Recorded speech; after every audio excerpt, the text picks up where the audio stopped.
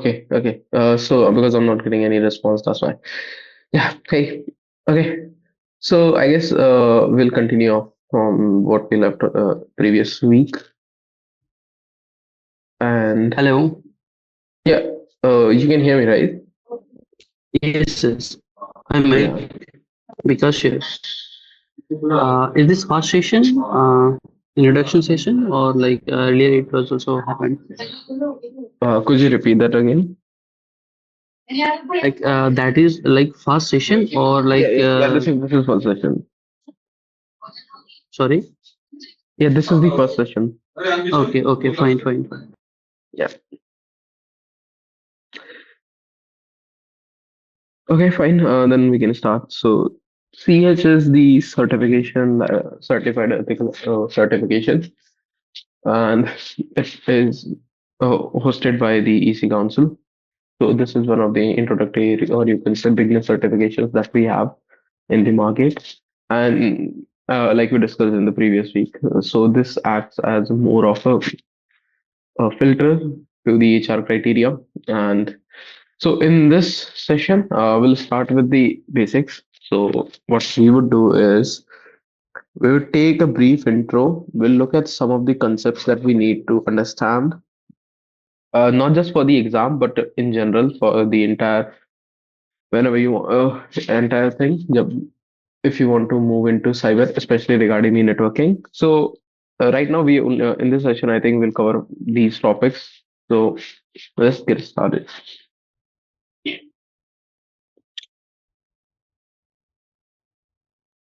Okay, so introduction we already did. So for the first thing I want to talk about is the OSI reference model.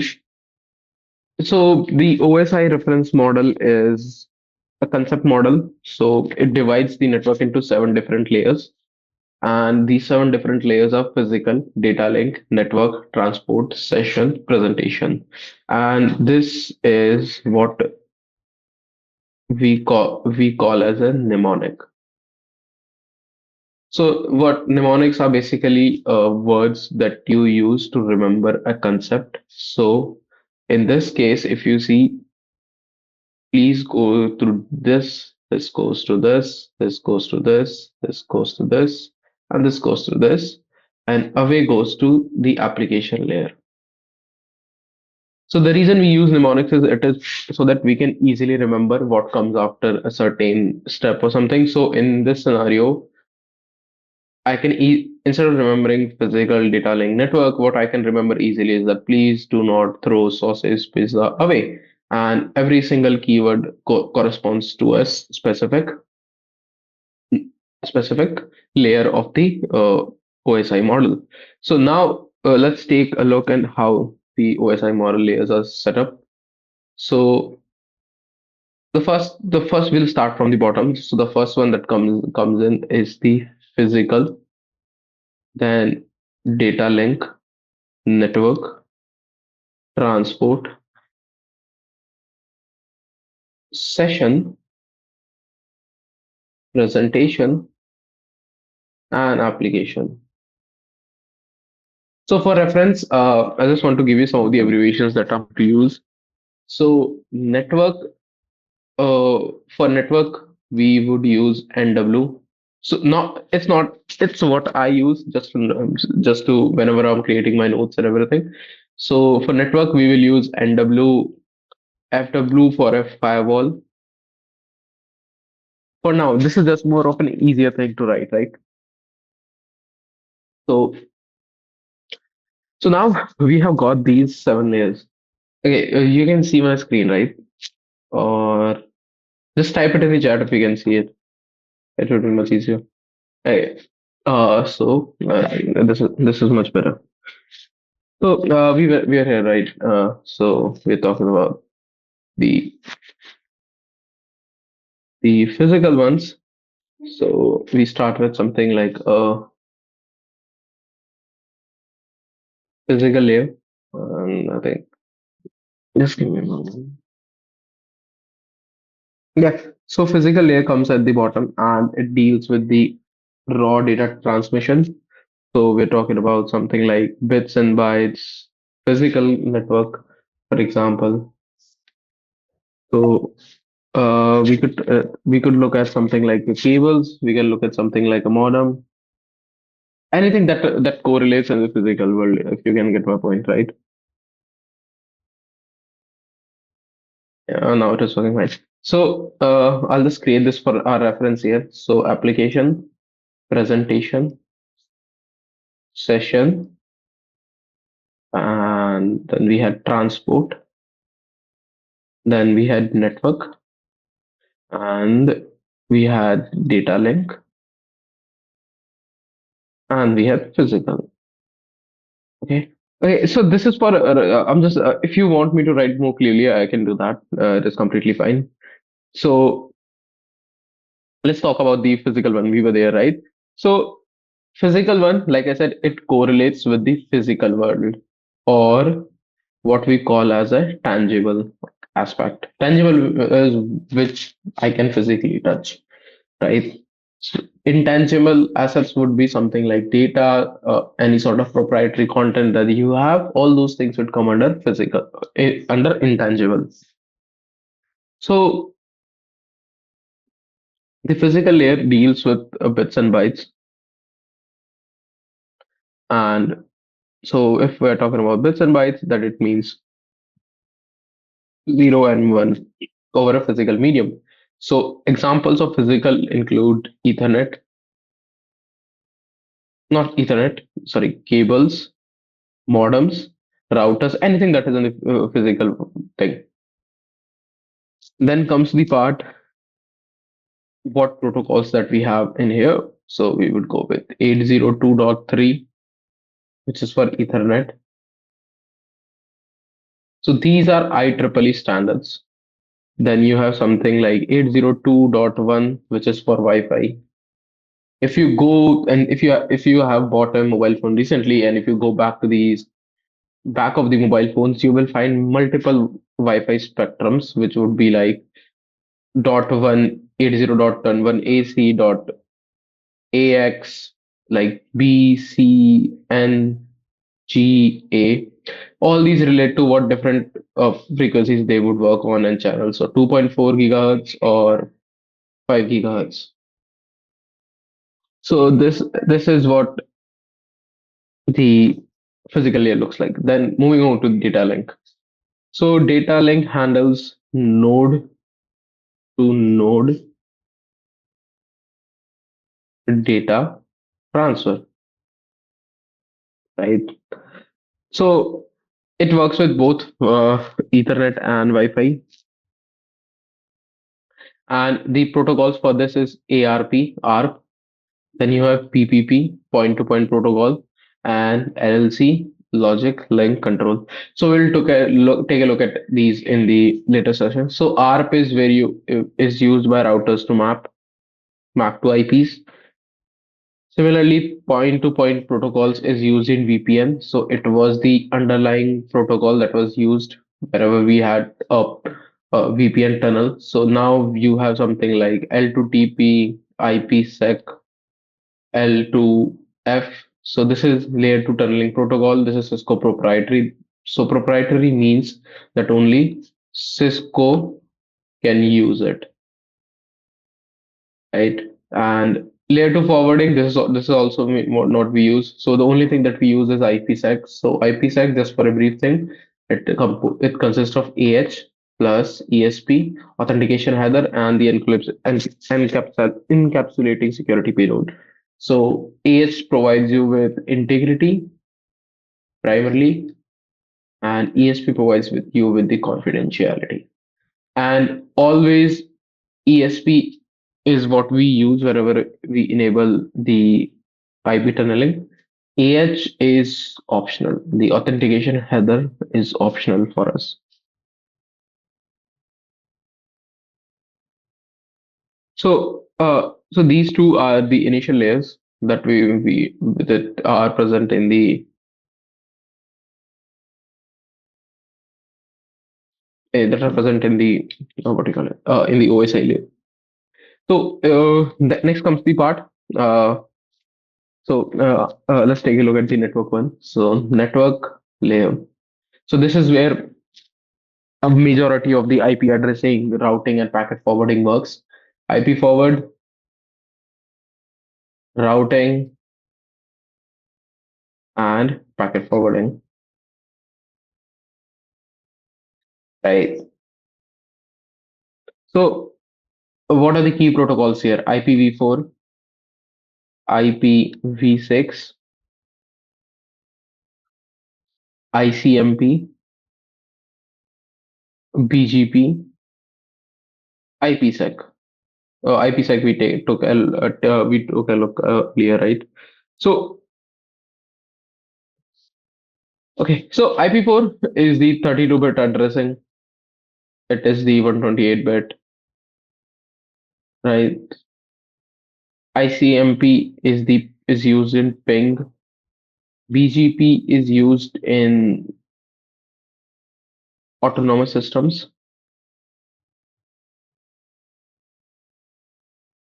So when we talk about what IPv4 is, it is what we use to identify devices on the network, and it has it defines the upper layer protocols mainly, and it has a different aspects such as it has a very limited namespace as compared to IPv6. So we initially we thought IPv4 address would be more than enough, but we were wrong. So now we have IPv6 to address the same issue, and so the transition from IPv4 and IPv6 is happening, and it will take some time to get it sorted. Now let's talk about the BGP autonomous system. So if you work in if you know about the networking, so autonomous systems are, for example, a standalone system. So you could have an autonomous system A1, A2, and if you want to route traffic from here, you will use something like a BGP. So BGP is part of EGPs or something. These are called exterior gateway protocols. And then comes the part of ping. So ping command, whatever is what you use whenever you perform a ping to any sort of IP destination. It could be a public IP, it could be a private IP, or it could be DNS servers. So ICMP uses ping. Traceroute also uses the same thing. Traceroute is used to find out the hops. So from where your packets are going to go. So is it going to go through 4 hops or 5 hops or 6 hops? Similarly, Mike, actually, we had a study session, but before that, can you introduce yourself? Without that, uh, we gone through it. Yeah, okay, please. so I've been working in cyber for quite some time, and I started my career in cyber, and I hold multiple certifications, including CISSP, CompTIA Security Plus from to CASP, uh, multiple ones from Microsoft, and also from CFR, which is for incident response. So these are the and I have worked in fintech sector. I have worked in product based companies, and and what else? Yeah, that's it. Okay, thank you, Mike. Yeah, it's fine. Okay, so we were talking about the IP sector. So IPsec, like I mentioned, is authentication header plus ESP encapsulating protocol. तो ये आपका integrity होगा. It makes sure the messages stay same. ये आपका confidentiality होगा. And it is what we majorly use. So we'll take a look into this when we talk about VPNs. It is a very in-depth concept. So we'll do this at that point. Then comes the part transport layer, the layer 4 thing. So it is a connection-oriented protocol if you go by it. So it has two things, TCP and UDP. So UDP is the connection-oriented, and this is connection less. So the transport layer is used to maintain the end-to-end communication. So TCP is what we use whenever you're downloading the file. If you've downloaded the file completely, it will, at the end it will append all the files into one. It will perform a checksum and check everything is downloaded or not, right? So the way TCP works is SYN in a pattern, SYN, then ACK. This is what we call a three-way handshake. So the client sends a SYN request, the server responds with SYN and acknowledgement, then client again sends an acknowledgement request. Then comes the part where how the flags work during this. So SYN is you start the convo, ACK is acknowledgement that we have received your message, right? Fin is we finish the transmission. Then comes the reset, which is reset the uh, the communication. So these flags is what you will encounter during your investigation. So the logs will have it completely stored. So you will find out, especially in cases of firewall, they will mention whether the connection was reset or not, and you can identify that the network or the traffic was allowed through the firewall or it was blocked. So in cases of blocked, you have two options. It could either be dropped or it could be blocked. Dropped means the packets are dropped right before they approach the network segment, and block also means the same thing, but except you record what the entire packet was. So then comes the part of UDP, which is user datagram protocol. So this is what we are using right now. So for example, this in this meeting we are using UDP. So your video games, live conferences like the one that we are using, your DNS servers or queries are used by UDP, and this is faster but unreliable. So what does it mean? It means that it will keep on sending the packets. It doesn't care whether the packets are dropped or not. TCP makes sure that every single packet is sent to the destination. If it is not, if any packet is dropped, it will resend that dropped packet. But in case of UDP, it just keeps on going without any checking. So the two major attacks that we have for TCP and UDP. So the TCP is SYN flood, okay, which means the whenever you send the request, you just keep on sending the SYN request. So you don't even wait for the server to respond. So let's take a real world example of this. So we have this thing. So since we are talking about SYN flood, so client server SYN multiple times does not wait for the server to respond. Think of it in this way. Let's for example, you have a 5-year old kid, right? And his mother is working in the kitchen, and the kid keeps shouting, "Mom, mom," and he does not wait for her to respond back. And at the end she gets annoyed, right? So this is what happens in a set plant. You just keep on sending the request and you don't wait for the server to respond, and you overwhelm the server with the half connections, and it basically causes the entire server to go down. Then comes the idea for UDP packets. It is similar, but except in case of UDP, since it is not a connection oriented, you just send a random amount of UDP attacks and causes of server overload. So what right now we'll just look at briefly, but there are multiple ones like ping of death, land attack, fragmented attack.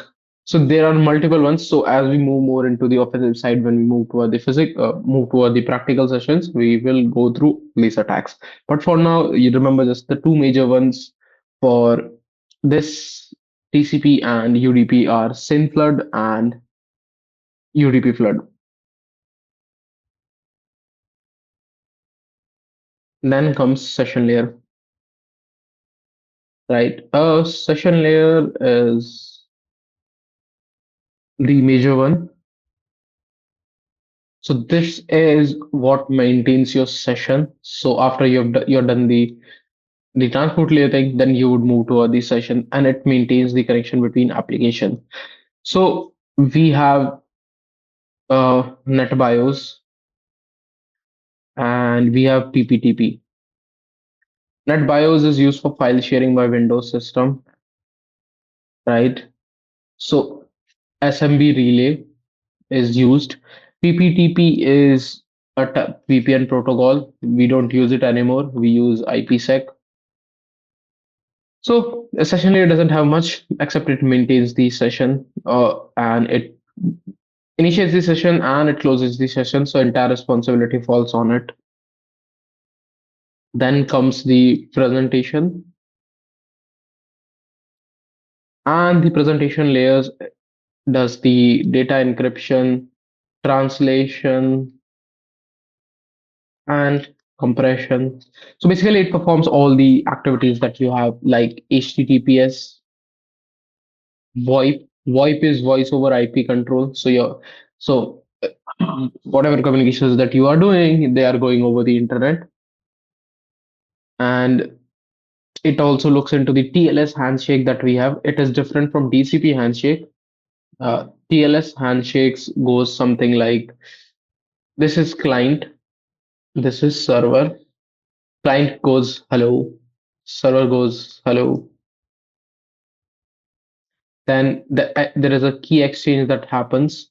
They both agree which key to use, which cipher protocol to use, which operation mode they want to use. Usually it is CBC MAC, sometimes it is GCM, and sometimes it is Poly or Cha-Cha-20. So these are cipher modes and modes of operation on cryptography side of things. So these are mainly related to block ciphers. And so they since we mentioned we're talking about they do the presentation thing and everything, you can look at something like JPEG, PNG, GIF, etc. Then comes the final part, application layer. So this is the topmost layer and it provides network services. So so mainly makes sure that the whatever applications that you have running on your server, they have a proper network connection in place. So the protocols here are HTTP, HTTPS, SMTP, IMAP, POP3, FTP, SFTP, anything that runs on the application. So this is for the connection. These three are email ones, right? SFTP and SFTP, these are file transfer protocols. We would always use SFTP because it is secure. So SFTP, so SFTP and FTPS are different ones. So just remember, we prioritize always using SFTP as compared to FTPS. So SFTP is secure file transfer protocol and FTP is file transfer protocol secure. So it uses TLS encryption and that goes through a secure shell. So this is the major difference between them. And it uses port 22 and it uses port 21, same as the FTP one. So these are the different protocols and what each layer of the OSI model works on. Then comes the TCP/IP. So TCP/IP is the another one. So this was set up by the US government to analyze the communication protocols that have we can use, and It works much similar like OSI reference model with each layer performing a specific task. So similarly, we would have a mnemonic for this also. So in this case, the mnemonic is NITA: network layer, internet layer, transport layer, and the application layer. So when we talk about TCP, it does the same thing except the layers are combined. Yes, sorry about that.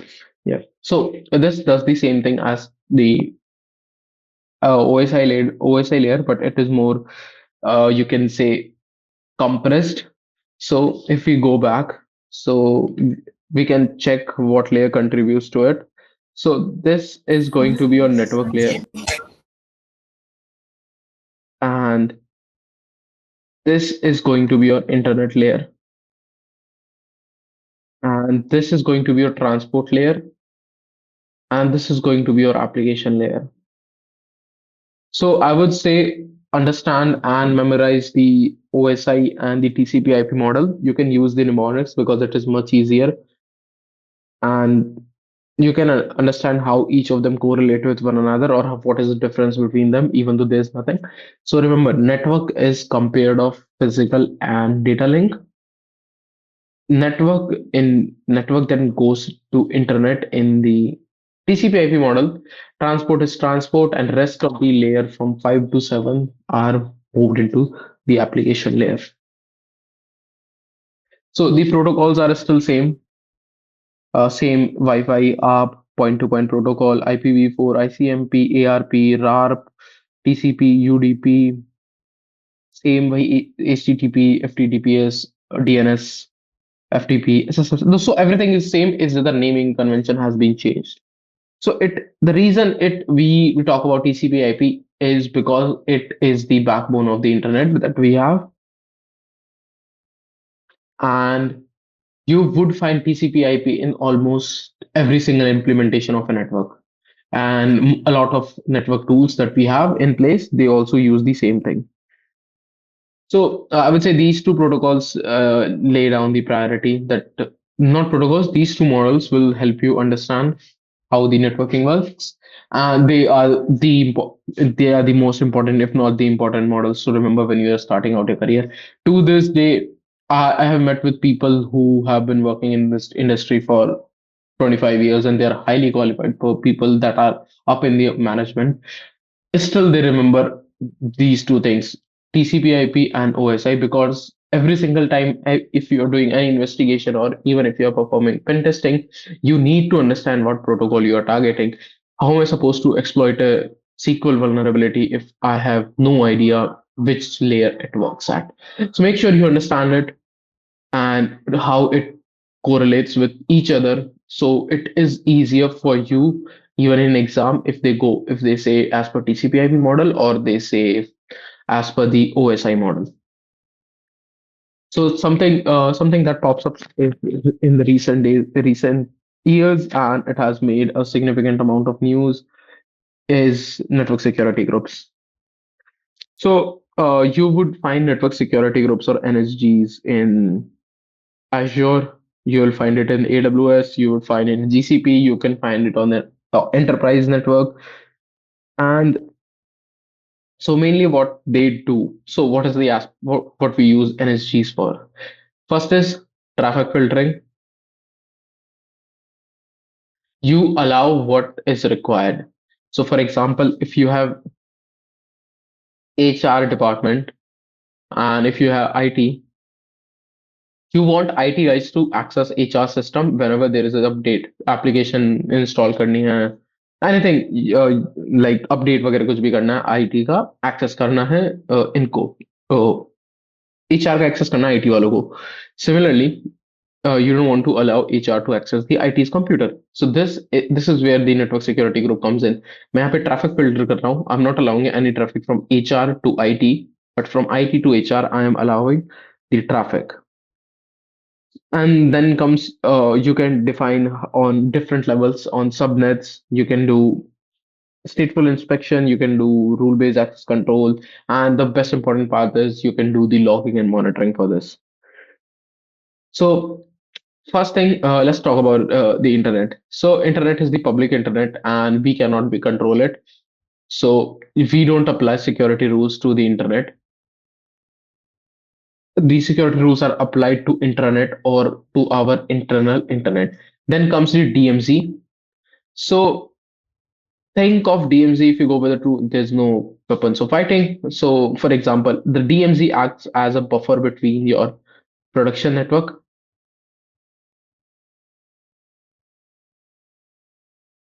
So for example, if you have this production network here and then you have the internet here. So one more thing, DMZs are being called screen subnet these days. So this is a new word. So the DMZ is placed in here somewhere, and what it does is it wants to make sure that any traffic that is redirected here can be analyzed, and if it is worth monitoring, we can monitor it, and if we want to allow it to production network, we can allow it or we can drop it. So in DMZ, you have multiple things like single firewall, dual firewall, three-homed firewall, and there's another thing called as I forgot the name of this thing, but it is a redundant firewall. So in which you have four different firewalls from four different vendors. So just in case even the three of them go out, you still have something monitoring. Production network, like we discussed, it is what we use in our environment. Then comes the intranet. Intranet is has no heavy restrictions. Intranet is how companies operate with one another. So, for example, you have company A, company B, they work with one another. And for example, A wants to access something in B's environment. What he would access is B's intranet. And intranet is very limited. So, for example, if A only wants to check his log files, then B's intranet will only give him access to the log files. So this is how controlled the intranet is. And then comes the management network zone. So it is similar to VLAN and we control it via IPsec and it has a very strict policies. So because since it is a management network zone, we want to make sure that anything that goes in and goes out stays confidential, stays secure, and there are no changes to its integrity. Another thing that pops up is vulnerabilities. And a vulnerability is a weakness that an attacker can exploit to perform a system.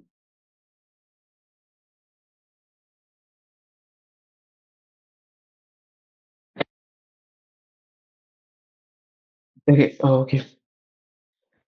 Yeah, vulnerability is a weakness that an attacker can exploit to perform unauthorized actions within a computer network system. So, for example, if you have a weakness in your system, a vulnerability is the one that what we call it. So, for example, let's say I have this building, right? And building has gold.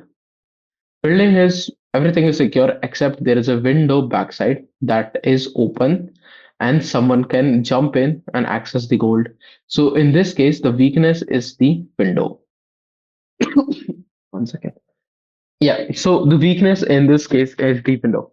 So what we do is we try to identify the window and we try to deploy a countermeasure for it. In this case, I can close the window, I could barricade it, I could have iron gates, I could have a security guard, or different kind of things. So that comes into the countermeasure part. So a vulnerability is a weakness, like we discussed, and a weakness is exploited by a threat actor. So in this case, since यहाँ पे सोना है, चोर आएगा खिड़की के through and वो सोना लेके जाएगा. सो खिड़की जो थी जो तो हमारी वीकनेस थी वो थ्रेट एक्टर जो था हमारा चोर उसने एक्सप्लॉइट करी और उसने फिर we call it action on targets whatever you want to call it objectives उसने वो सोना लेके गया ठीक है and then comes the part how do we score vulnerability CVSS score is represented as a vector string so and there's a formula for it there are 3.0 and 4.0 versions of CVSS out right now and you have scores that goes from 1 to 10 higher the score, the more critical it is. So if you have, for example, two CVEs vulnerabilities with a score of 10 and 5, The first you will prioritize 10, then you will work on the 5. Let me show you the website for CVSS. So here's the calculator you can see, and okay, what's happening here? Yeah, so this is if you want to create your own vulnerability score, then you can use it. CVSS 3.0 and 3.1. You can identify the attack vectors, attack complexities, privilege required, and everything, and you can get a score. So, and then comes the part CVE. So CVE is the database that we talk about. It lists all the vulnerabilities that are present. And here, look at this. It says that CV created 173, 536 updated. So we go here. You can see there's a CVE, there's a date, and there's a time period. And you go here, you can see it has very critical basis score of 9.6. Then it has exploitability score of 2.8, impact score of 6. And so it lists what is a file upload application, what it is, what it does, and what are the weakness enumerations. Next comes the part of CWE, which is common weakness enumeration. It lists all the weaknesses that are present. CVE lists the vulnerability. It lists the whatever the weakness that they have, and you can go to latest version and you can download it. It depends on your end. So if I click on here, I would say this. It would take me to this, and you can view examples and everything. So this is what CVE and CVW and CVSS is. Exploit, like we discussed, someone pops in and exploits the vulnerability. Now comes the idea 0 day. 0 day means हमें पता ही नहीं था कि कोई vulnerability exist करती है. ये building है, यहाँ पे सोना है. हमें पता नहीं था ये विंडो टूटी हुई है. कल को चोर आता है और वो विंडो से घुसता है और वो सोना लेके जाता है. This is a 0 day exploit क्योंकि मुझे पता ही नहीं था कि यहाँ पे विंडो खराब है. So 0 day exploits are Hello, hi, Mike. hmm, Yeah, before 0 days, can you explain a little bit about IOC also, indicator of compromise? okay. So indicators of compromise. Okay, fine. Yeah. So do you want me to start with IOCs or what? No, yeah. IOC means like actually when Oh, I okay, was fine, making fine, fine, fine, fine. advisory, right? Yeah, okay, fine. So basically, IOCs are what indicators of compromise. It suggests that system or whatever asset that you have has been under attack or compromised. And these are what we used when we perform detection investigations related to a security incident. And then for IOCs, you have where's my cursor? Yeah, okay, yeah. So we have network-based IOCs. So these are IP related. So if you check any ransomware group threat intelligence report, you will find out IP addresses, domain names. You will find DNS request, traffic patterns, etc. Then comes the host-based IOCs. So these are failed login attempts. These could be file access times, script execution, privilege escalation, the etc. These are the major ones that we look at IOCs. So network Okay. IOCs is okay. One more thing is there. So can you please suggest, please, like how to prepare advisories? Let's suppose if in my environment, like any days kind of like okay. So I want to prove it like it's a vulnerable in my environment. So how I have to prove it? Like can you suggest about that? How I have to prepare How advisories? I think advisory depends upon what your role is. First of all, if that is not related to your role, why would you make that suggestion? Okay. But if you are making a suggestion that it would be you basically create a advisory. So first thing you will explain is why this advisory exists. Then you will tell them what the threat is. If this is a malware attempt, if this is a phishing attempt, or it is a ransomware, anything that what you think threat is. Then you define what the target audience is. Is it IT guys? Is it the security team? Is it the defense analyst? Or is it the senior management? So Do you if you have any send template about that? no, and most of the templates are confidential, so no. Like As you any know, example kind of template, like it was very helpful. Like, uh, no. IOC templates differ from organization to organization, and I don't think you can share with them. I'm sure you can find them on Google if you are looking at a generalized I one. seen I seen in GitHub, like but it's not getting properly sometimes as per our requirement. Yeah, We so then didn't you get. need, because advisory reports have to be created by yourself. You cannot just go download someone else's advisory report and use it. Advisory reports Actually, are, whatever the bugs and CVs releases daily basis, based on that, we will have to submit our advisories to the client. So that's why yeah, is so advisory report, you can get the content from anywhere, but the advisory report has to be written by yourself. That is the main case. You cannot just go take someone else's advisory report, use it, and send it to your clients. You need to get the content, IOCs, IOA, indicators of attacks or compromise, whatever you're looking at. You need to create the report by yourself, and then you need to send it. And it depends, right? It depends on what your organization follows for an advisory report. I'm just giving you a brief structure. You start with the executive summary. So basically, if okay. the senior management is going to read it, you give a threat Mhm. description. Then you go with the IOCs. You give them the detection and response logic. You give them the mitigation and prevention. That's it. You give them the conclusion and next step. So it But depends. mitigation, that remediation part is like, oh, we won't get 100% every time, right? It would be So like compromise kind of. how I mean, if you're performing a mitigation, Hundred how are you percent going? like, yeah, that also Okay, correct. so Fine. if you know about the incident response process, right? Mitigation comes first, then comes the remediation. So mitigation means I'm blocking the attack. Remediation is what I do at the end. This is a formalized incident response process. When I'm sending them an IOC and IOA, I want them to mitigate the attack. Remediation will happen simultaneously, but the first thing that happens is mitigation. अगर DOS attack हो रहा है, सबसे पहले मैं DOS attack block करूंगा. उसके बाद मैं अपनी इन्वेस्टिगेशन चालू करूंगा कि रूट कॉज एनालिसिस क्या था. आरसीए जो होता है वो रेमिडिएशन में होता है. And there you identify what changes you need to make, then it goes to lesson learns, and in lesson learn section you make the changes to your everything. You make the updates to your incident response process, you make the updates to your application or whatever. Mitigation पहले होगा. Mike, And one more you're thing right. is there. Hmm. Please, like, let me explain that brief Hmm. kind of DOS and DDoS attacks. I have little doubt about that. Hmm. Okay, like how that attack will happen and DOS and DDoS attack, like how that attack will happen. What? Could you repeat that?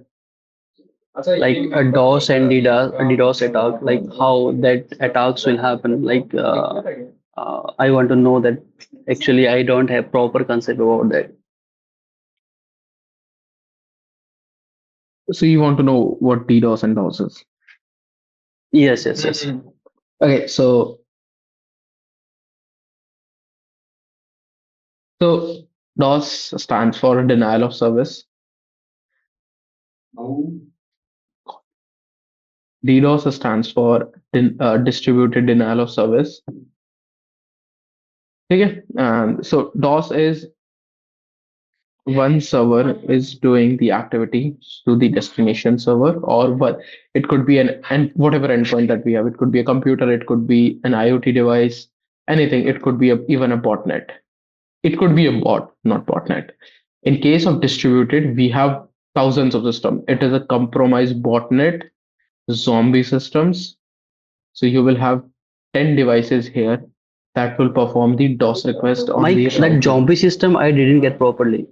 Zombie system means is that the person who is using the system has no idea that their device is being used in a DOS attempt.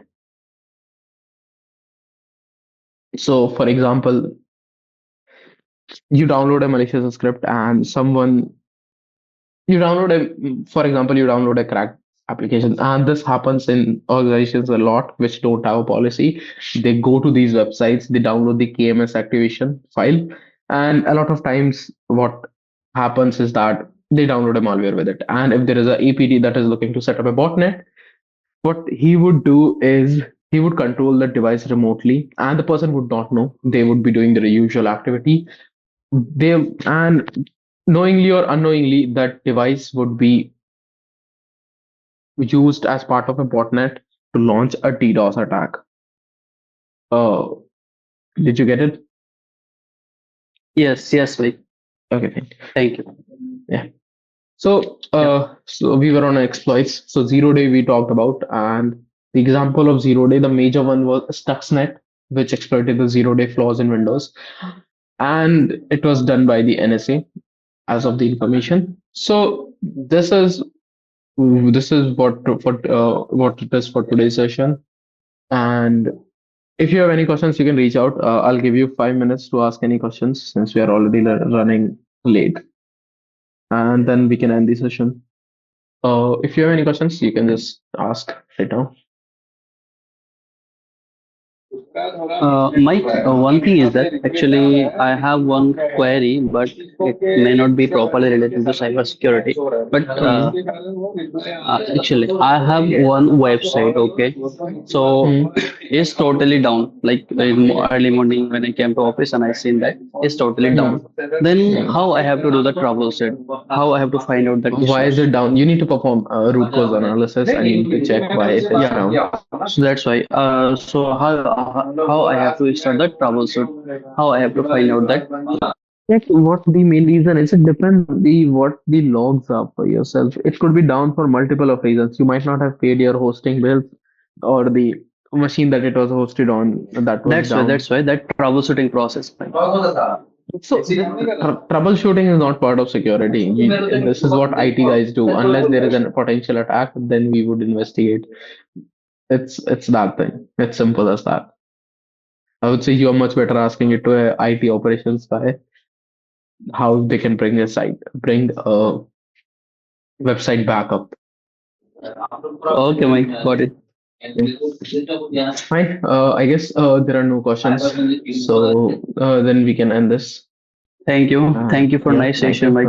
Yeah, thank you for joining the session. Have a nice day.